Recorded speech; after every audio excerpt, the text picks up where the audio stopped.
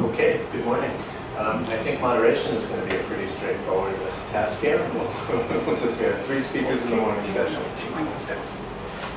We have 3 speakers in the morning session. I don't know if you need to set up. I did already. You're all set up, okay. You might want to take that down. It's going to frighten people. The God's love and sin. Yeah. Close it or just minimize it? Just minimize, yeah. So then, our first speaker over here is, why it's Dr. Scott Sommers. You shouldn't have sat down, Scott. Oh, okay. Dr. Scott's going to talk about his use of ChatGPT in the classroom, and then we'll have, I think, Dr. John is speaking, and Dr. Jason. So it's a classroom session. Okay. Ladies and gentlemen, I present Dr. Scott Sommers. Hi, it's been a while since I've been up here, and it's going to take the mic. Oh, that's right. Right here. Okay. Yeah. So, as I was saying, it's been a while since I stood up here, and I feel. Yeah. Okay. Anyway. You know, the Weird Sisters speak. Now, the reason I picked this title was because this is actually a ChatGPT generated title, as you might have guessed. And I felt, looking at all these literary allusions in everybody else's titles, I felt this pressure to pick something profound. I'm not sure that this is suitable for what I want to talk about anymore. But the Weird Sisters, I don't know if you know who they are. They're the 3 witches that Macbeth goes to talk to in the beginning of the play. They're also the rock band in Harry Potter. Well, and they're also the 3 girls in Sabrina the Teenage Witch. Yeah, it's a form that you see in a lot of popular culture. But yeah, the original form comes from Shakespeare in what is probably my favorite play and movie of my life. But anyway, the 3 sisters, they speak in this kind of riddle to Macbeth, telling him about the future, and he had to figure out what they were talking about when they were telling him what was going to happen in his life. And he never did figure it out until the very end when he died. So I always like that sense. And but anyway, that's what I was referring to. And when I came up with that title, actually ChatGPT helped me generate this. But what I want to talk about is evaluating the EFL oral exam in these kinds of ChatGPT presentations and organizations that are examinations that I was talking about in May. Okay, now back in the May conference, on May 20th, I talked about ELC proficiency activities that I was developing using ChatGPT, and I showed some videos of that. And I'm going to show some more videos today talking about that. But if you remember those events, what I want to talk about today is a follow-up on this and some new activities that I've developed and some of the problems I've encountered dealing with this, because it hasn't unfolded the way I imagined it would, as you know, everybody in the classroom understands. When I developed these activities, I had this particular idea in my mind about what I was aiming for, and I'm developing these ideas along with my students, and I'm really happy with how well they're developing, but I still have problems with it, and that's what I'm hoping to discuss today. A little bit of background. I don't know if anybody remembers what I talked about, and you know, I prepared this for a more general audience. If you remember, I teach practical English, and this is general English to non-English majors, and most of you have taught these classes.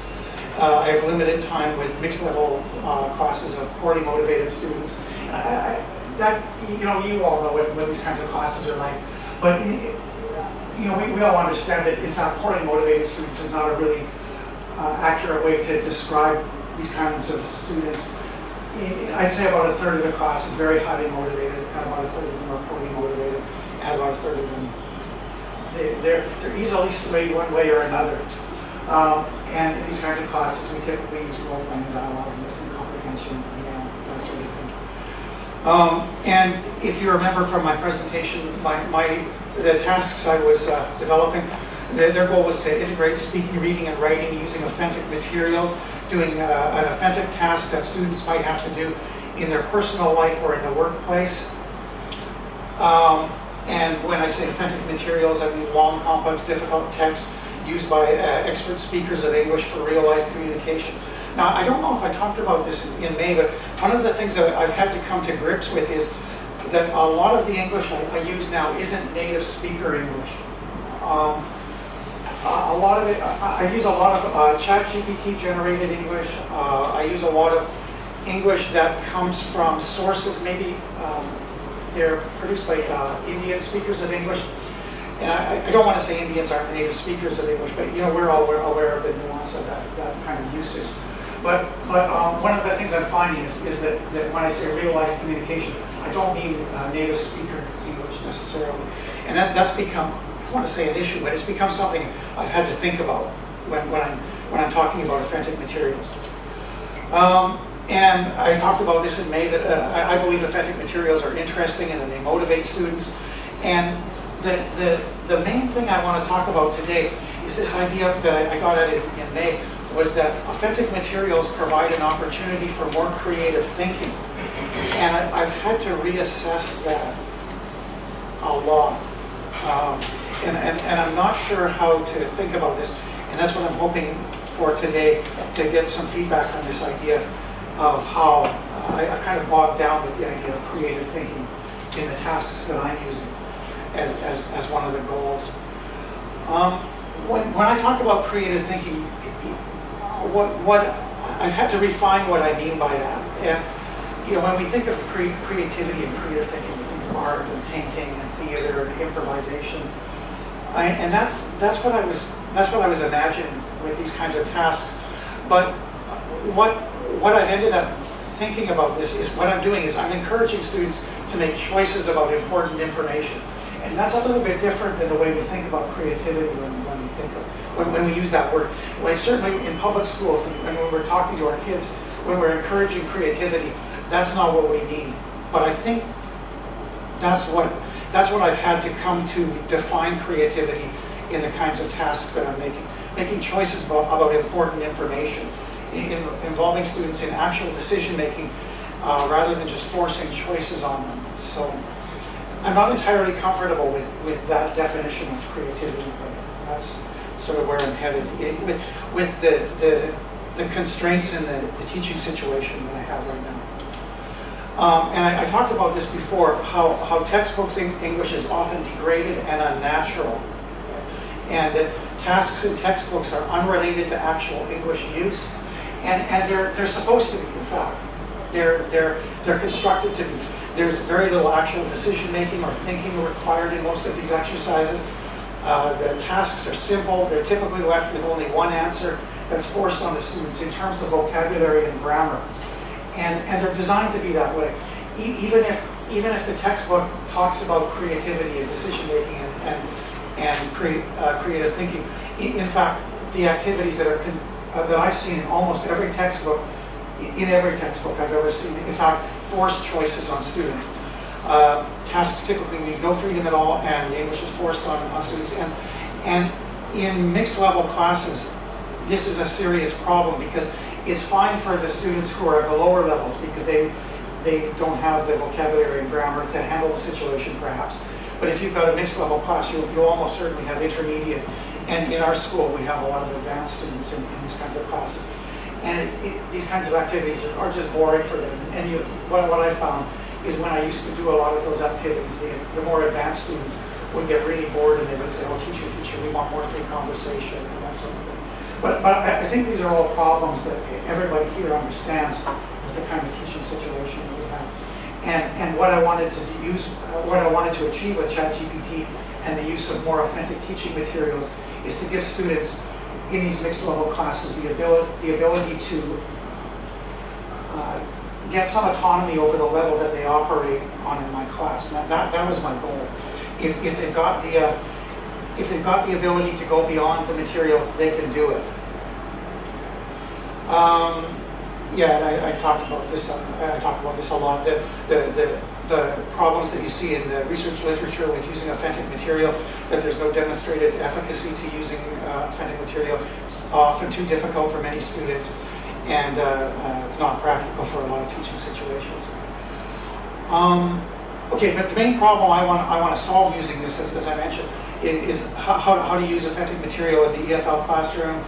And I developed a series of dialogue tasks that I'm working on this year and last year to handle this. Okay, now some of the people in this room have seen my dialogue tasks before, but I want to show them because there are some people here who haven't seen them.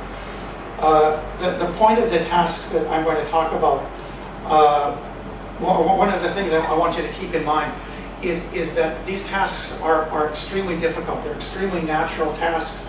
I want you to think about, without the use of ChatGPT, how long would it take a student to handle this kind of task? In the tasks that I use, I give students 1 hour to prepare. The point of all of this is that it would be impossible for them to prepare without ChatGPT. So students who can't manage the material by themselves can use ChatGPT to manage it. Students who can manage the material have the freedom to elaborate on it themselves. Okay. I give these tasks as tests that are completely open book. Students can use any aid that they need to prepare the answer. I let them use phones, the internet, ChatGPT, and this also includes Google Translate. I have found this to be a problem because some students use Google Translate a lot. I've been able to overcome this because Google Translate and ChatGPT Translate don't work very well on some kinds of authentic material, as we all know. One of the ways I handle this is I use material with a lot of proper names in it. There's some kinds of material which I'm going to go on to talk about that these kinds of translation programs don't handle very well. They translate the material incorrectly, and I try and use a lot of those in class so that students learn not to rely on translation devices. So when Joe was giving his talk yesterday, and Jeanette came on and she was talking about that, my answer to her would be that the kinds of material that you use in class can be selected so that ChatGPT and Google Translate aren't necessarily the kinds of crutches that everybody's all worried that they're going to become to students. Yeah. That's something I found. The first task that I do, and I talked about that before, is a speaking task, where students are given a topic and they use ChatGPT or any other source to prepare a dialogue with a partner. And then I have an exam for them where I sit with them. It's a conventional kind of oral examination. You've seen this, the instructions for the examination that I give them. Some people here haven't, but this is a task, an examination task that I present in a 3-hour class. Students are given 1 hour to prepare an answer, and then I examine them in pairs in oral tests. In this is an actual photograph of what the students saw in my class, where they're given the question, you and your partner are on the beach in Spain, and you're talking about what you want to eat. You're given 1 hour to prepare this. On the left, you can see a page that I drew for them. That's instructions that they're allowed to use notes. Because when I conceptualized this task, I was thinking a lot of the words that they would be using refer to Spanish food, which they might not be able to remember very easily. In fact, students used it for that, and also they used it to outline the conversation that they had. I was quite happy to find out that some of the conversations that they prepared were very long. Some of them spoke for over 2 minutes, and they sort of had to keep track of what they were talking about. And in the past, I've talked about the notes that they took for that. I wanted to show a video of the students performing this task.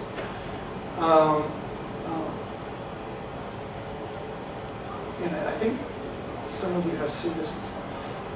You can. Okay.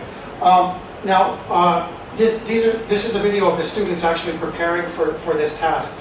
So they've been given these instructions. You're on the beach in Spain, and you're going to go for dinner with your friend. Prepare a dialogue talking about this. These are the students preparing it. Now, one of the things that I mentioned this before. I've mentioned this elsewhere. One of the things I was really happy about is how engaged they are. Everybody's speaking English. They're preparing preparing very energetically for it. The group that I videotaped here is not a particularly good group in this class, although this is a good class, so they would be better students than, their English would be better than many Ming Chuan students, but in this class, I wouldn't have considered them to be the top students. I want to point out, I have their permission to show this for research and training purposes, but I don't know if you remember, do you remember seeing this before? I don't remember this one. Okay, but I just want to say this again. One of the things I was really happy about, and what I found in general with students with ChatGPT, is they're extremely engaged when they're involved preparing material with it. So I just want to give you an example of this.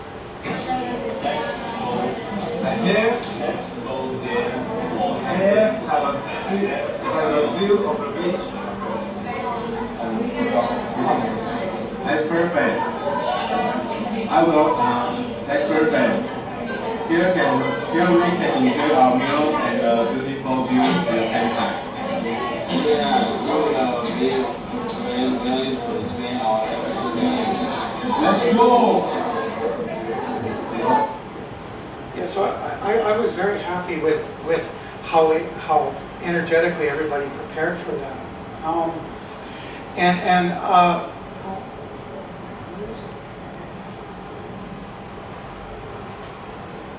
yeah, okay, there it is.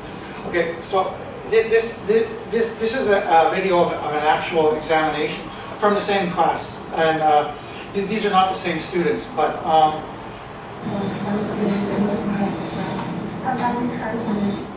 these are not the same students, but this is the same class preparing the same task, and this is an examination. This is the notes that they're allowed to have. As I mentioned, I want them to be able to keep track of what they're talking about, but I don't want them to be reading. So I told them they could only write down like 20 words or so. In this class, I didn't police it really strictly, and I'm much more strict about that now. But in fact, these young women were really good. Their English level was quite good. But I'll play you an example of the kind of response that I got from the preparation that you just saw. Chinese traditional food. We haven't tried that before. How about tapas? They are small dishes with variety of flavors and ingredients. For ingredients, the common tapa is made up of meat, seafood, vegetable, cheese, and bread. Let's go find a good tapa plate and enjoy some delicious food and taste. Until let's go have one and flavorful meal by each.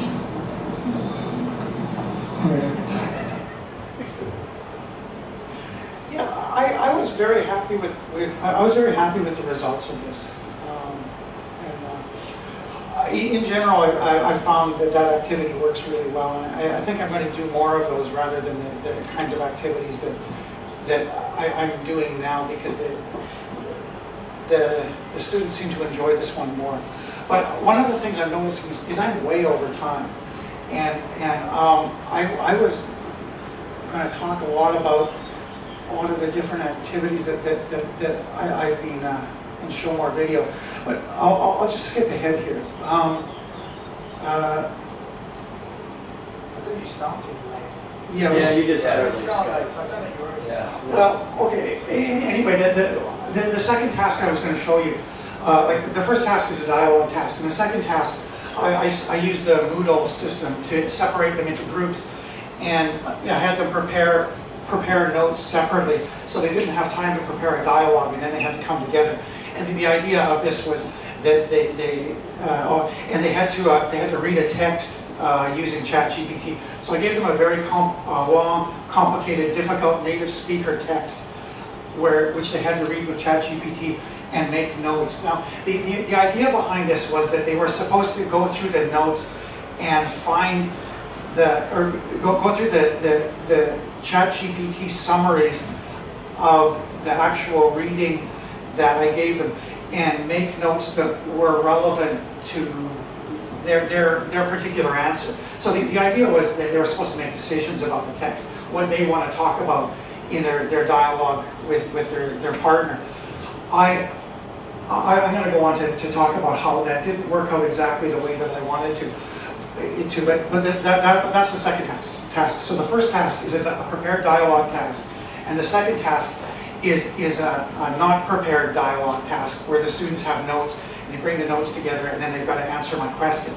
Now, in fact, they did very well on that. I was quite happy with the answers. Now, the videos I've made of them preparing they're not as engaged in the preparation as the first class, but that's because they've been separated and not talking to their partners. But I have videos of that preparation that I was going to show you. But in fact, I was very happy with how well they were able to use ChatGPT to navigate the material and understand important points and prepare themselves for the dialogues. And the dialogues are actually very good. I will show you a quick one here. Okay, now this dialogue here is from a different class. This is this semester. These students did not have time to prepare their dialogue, so they're speaking spontaneously. This is a spontaneous test. Yeah. Okay. But as you can see, they're quite fluent. What do you want for dinner tonight? I think that we can go to the famous pizza restaurant in Taipei today.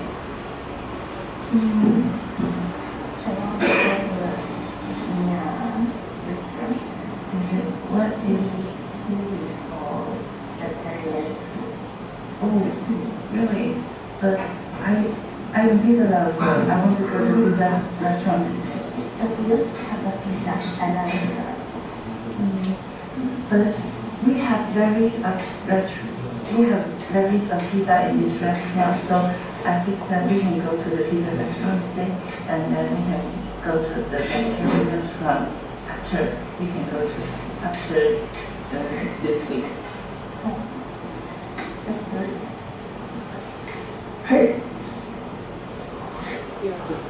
Well, considering the nature of the task, and considering the nature of the task, and this is a more typical PE class in Taiwan, I think they did really well. They had 1 hour to go through a quite lengthy native speaker English text, summarize some notes to try and understand what was going on, and then come up here and speak spontaneously for a minute or so. I think they did a pretty good job, considering who they are. I think this is a very typical kind of answer to this task. So in that sense, it was successful. In another sense, which I'm going to go on to talk about, it didn't achieve the kinds of goals that it didn't achieve the kind of goals that I wanted.